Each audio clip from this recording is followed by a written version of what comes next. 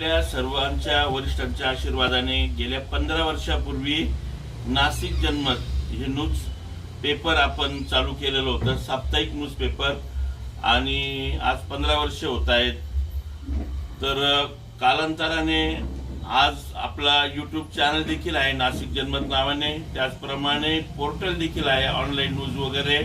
आणि दिवसेंदिवस नाशिक जनमत प्रगती करते चांगल्या प्रकारे. आणि या अगोदर देखील आपण 14 वर्धापन दिन मोठ्या आनंदात उत्साहात हॉटेलमध्ये, घरी, देवाच्या मंदिरामध्ये इत्यादी ठिकाणी साजरे केले. आणि बहुसंख्येने आपण अनेक सर्व नाशिककरांना देखील कार्यक्रमाला बोलवलं, नाशिककर देखील आले. आपण गेल्या 15 वर्षापासून नाशिक शहरामध्ये तसंच नाशिक जिल्ह्यामध्ये आणि जगामध्ये ज्या काही घडामोडी चालल्या आहेत चांगल्या वाईट याचं आपण प्रक्षेपण न्यूज चॅनलद्वारे दाखवतो. त्याचप्रकारे न्यूज पेपरद्वारे ह्या बातम्या आपण नाशिक जनमतद्वारे दाखवत असतो. आता सोशल मीडिया मोठ्या प्रमाणात आलेला आहे, त्यामुळे थोडंसं न्यूज चॅनल हे जे न्यूज पेपर वगैरे जे आहेत यांचं कारण जे सोशल मीडियावर असा ऍक्सिडेंट झाला की 5 मिनिटात ती बातमी लवकरात लवकर सोशल मीडियावर पोहोचते आणि ताबडतोब नागरिकांना बघण्यास मिळते. पण तरी देखील आजही न्यूज पेपरचं महत्व कमी झालेलं नाहीये. आपण ज्याही सकाळी 6, 7:30, 7 वाजता एक दिवस जर का पेपर आला नाही तरी आपल्याला येण्यासारखं होतं. आपण पेपरची वाट बघतो आणि एकीकडे बसतो, एकीकडे चहाचा घोट घेतो आणि एकीकडे पेपर वाचतो. तर आज देखील पेपरचं महत्व तेवढंच आहे. एक वेळेस आपण सोशल मीडियावरच्या ज्या बातम्या आहे याची सत्यता जी बाळगली जात नाही, पूर्ण बातमी खरी आहे का खोटी ही देखील आज या युट्यूबच्या माध्यमातून अनेक वेळेस त्याची सत्यता न बाळगता बातमी तशी ती टाकल्या जाते, छापल्या जाते काही ठिकाणी. परंतु बातमी खरी आहे का खोटी आहे ही बातमीचं आपण जे जवळचं पोलीस स्टेशन असतं त्या ठिकाणी फोन करून ही बातमी खरी आहे आणि ठाणे अंमलदार यांना विचारली पाहिजे आणि त्यानंतरच ही बातमी छापली पाहिजे. तर आज मला खरा आनंद होतोय. माझी बऱ्याच दिवसाची इच्छा होती की मला ज्येष्ठ नागरिक, मला पहिल्यापासूनच वयस्कर जे आजी बाबा जे आहेत हे खूप आवडतात. माझे आई वडील देखील या ठिकाणी आलेले आहे. पहिल्यापासूनच मी गावाकडे होतो त्यावेळेस देखील आजी बाबांमध्ये माझा नेहमी जीव असायचा.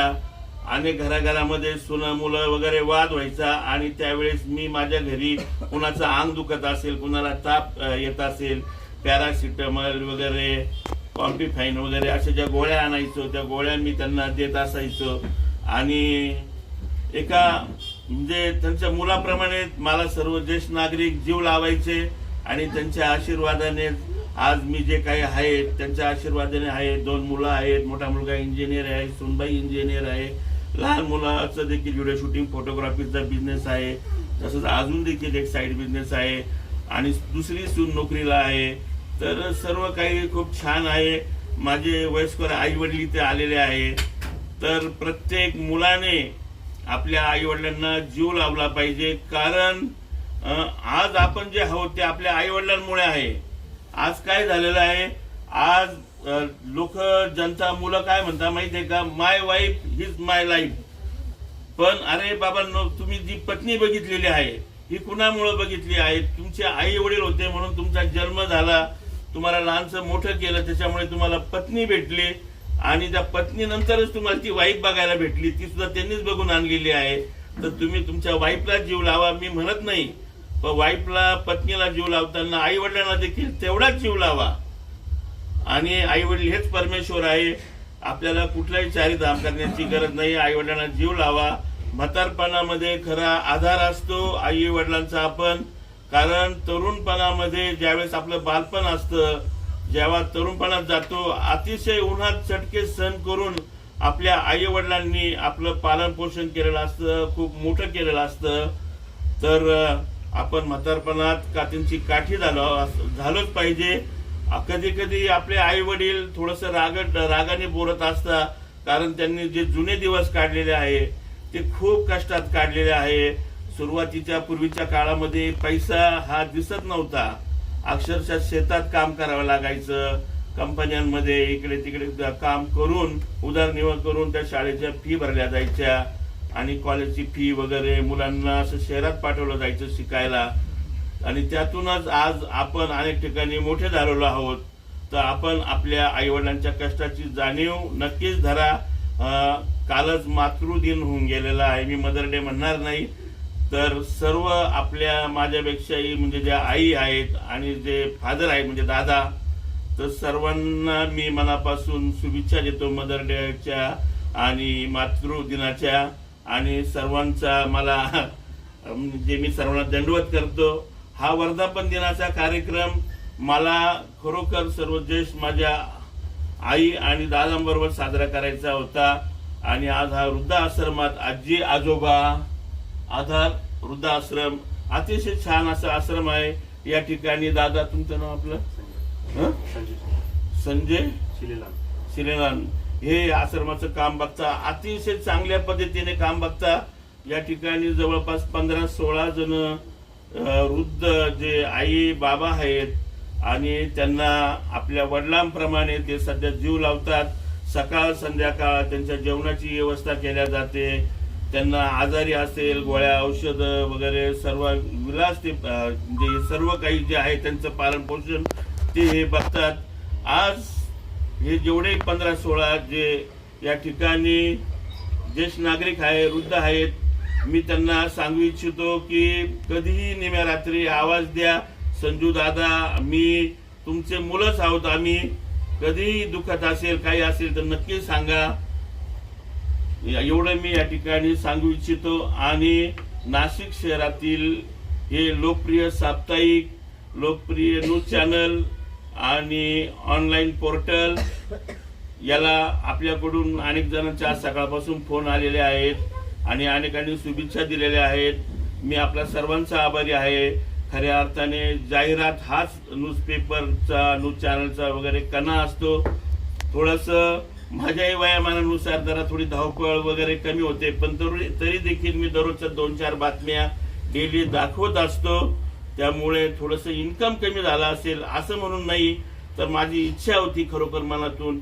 आणि आज मी वृद्धाश्रमामध्ये या नाशिक जनमत पोर्टल आणि न्यूज चॅनल आणि साप्ताहिक न्यूजपेपरचा हा वर्धापन दिन आपल्या सर्वांच्या साक्षीने या ठिकाणी साजरा करतोय. नमस्कार, सर्वांना दंडवत.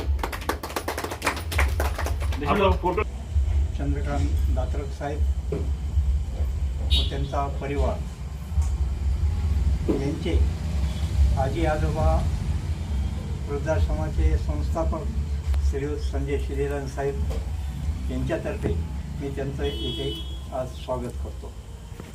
दुसरे असे की आज त्यांच्या जनमत नाशिक हा 14वा वर्धापन दिन आहे आणि या दात्रक साहेबांनी या आश्रमाला एक वेळचे जेवण व इतर दान हे आज दिले, त्याबद्दल या आश्रमातर्फे मी त्यांचे शतशः आभार मानतो. दुसरे असे की हा आश्रम जो आहे हा आश्रम फार मोठ्या कष्टानं उभा केला. या आश्रमात येऊन माझं झाले 2.5 वर्ष, पण सुरुवातीपासून हा जो पाया रोवला गेला अतिशय महाकष्टातून ना नफा ना तोटा या विषयावर हा आश्रम आजपर्यंत चाललेला आहे आणि इथून पुढे चालणार.